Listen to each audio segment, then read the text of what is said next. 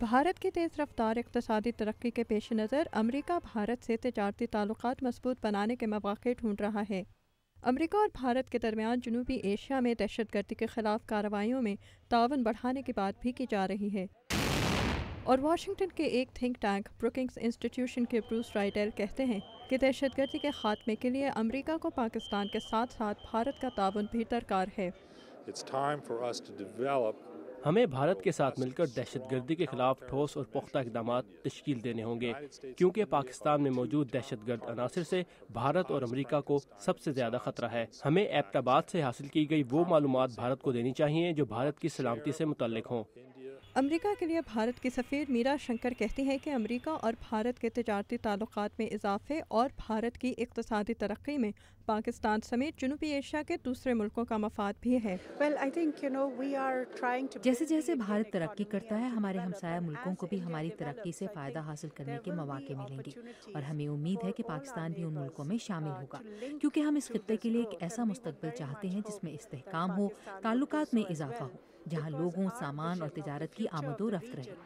لیکن کیا واقعی امریکہ اور بھارت کے تعلقات میں پختگی کے نتیجے میں جنوبی ایشیا کے دوسرے ملکوں کے درمیان تعلقات میں بھی بہتری واقع ہو سکتی ہے؟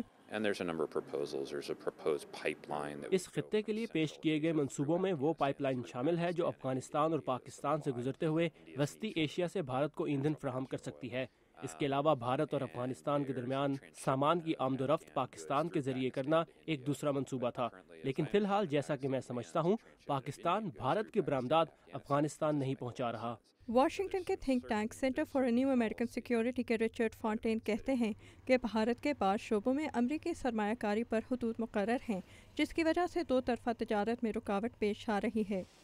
لیکن بھارت اور امریکہ کے درمیان دفاعی شعبے میں تعاون مستحکم کرنے کی ایک مثال اس ماہ بھارتی کابینہ کی جانب سے امریکی طیارہ ساز کمپنی بوئنگ سے 10 فوجی جہازوں کی خریداری کے $4 ارب کے منصوبے کی منظوری ہے۔ فونٹین کہتے ہیں کہ دونوں ملکوں کی کاروباری کمیونٹی دو طرفہ تجارتی تعلقات بڑھانے کے فوائد سے واقف ہے۔ دونوں ملکوں میں تجارت کے حامیوں نے اپنی اپنی حکومتوں پر دباؤ ڈالا ہے، جس کی وجہ سے حکومتوں کے درمیان قریبی تعلقات قائم ہوئے ہیں، اور اسی سے تعلقات میں اونچ نیچ کے باوجود توازن قائم رہتا ہے۔ بروکنگز انسٹی ٹیوشن کے بروس رائڈل کہتے ہیں کہ پاکستان کے لیے بھی مالی امداد پر زور دینے کے بجائے امریکہ کو اس سے تجارتی تعلقات مضبوط کرنے پر زور دینا چاہیے، جو غیر ملکی امداد کی نسبت زیادہ فائدہ مند ثابت ہوں گے۔ Amna Khan, Urdu VOA، Washington.